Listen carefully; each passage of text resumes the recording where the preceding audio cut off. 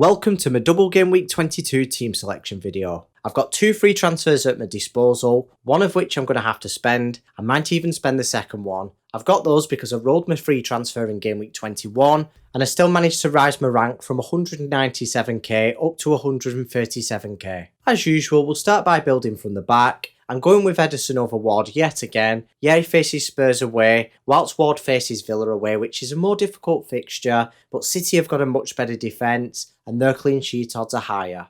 In defence, I've got Dunk against Bournemouth at home, which is a decent fixture for a decent defence. It goes without saying that I've got Trippier against West Ham at home, and to complete the first team defence is Shaw. He's a player that I bought in advance for the double game week. He faces Crystal Palace and Leeds, both at Old Trafford. The first defender on the bench is Cancelo, who has departed Man City, so he's going to be one of my free transfers out. You'll see later on in the transfer section who I'm going to be bringing in. My last defender and the last player on the bench is Patterson. He's currently sidelined with an injury, but if you own him, my advice is to not sell him. He's due back in game week 24. There's a double in game week 25, which we'll want him to play for, but even more so, there's a double in game week 28, and it's the biggest double game week of the season. Everton are going to play in that one, therefore we're going to need to call on him. He is only 3.9 mil, so it won't do any harm keeping him as your 15th man, and you can keep that free transfer and spend it somewhere else instead. Before we move on to midfield, I just want to put a disclaimer out there. Patterson will get straight in the first team over Coleman when he's fit enough. I've been a lifelong Evertonian, I've had to watch them every game week, and I can tell you that Coleman's been past it for years. Kicking things off in midfield is Bruno Fernandes. He's got a double game week. I don't think I'll be able to enjoy him as much of a differential as I did.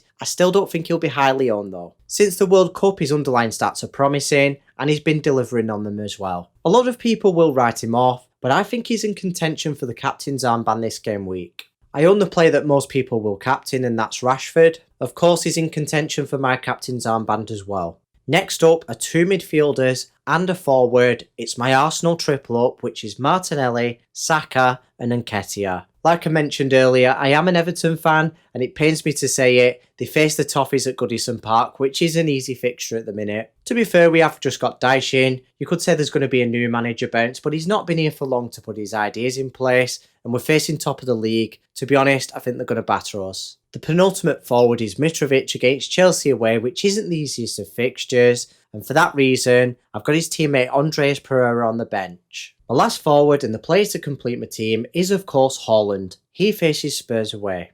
I would never captain a player with one fixture in a double game week. I've included him in my best captain data analysis video if you want to go and check that out. He's alongside Bruno Fernandes and Rashford, but it just debunks why you should captain a double game week player.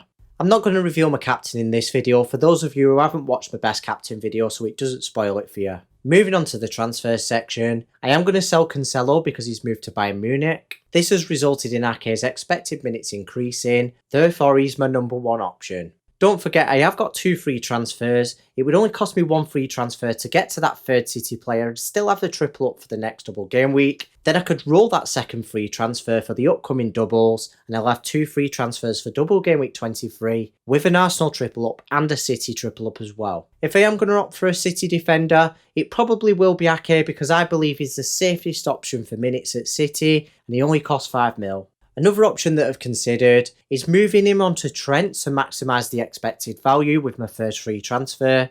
Then with my second free transfer next game week, upgrading one of my midfielders to Mahrez, possibly a United midfielder. But the problem with that, it costs two free transfers as opposed to one to get to a second City player, and Mahrez has unreliable expected minutes, especially 2 game weeks down the line as well. Another thing is that I'd only want Trent if there's a confirmation of a double game week upcoming soon for him. Hit the like button if you found this video enjoyable or informative, and hit the subscribe button if you haven't already so you don't miss any of these videos.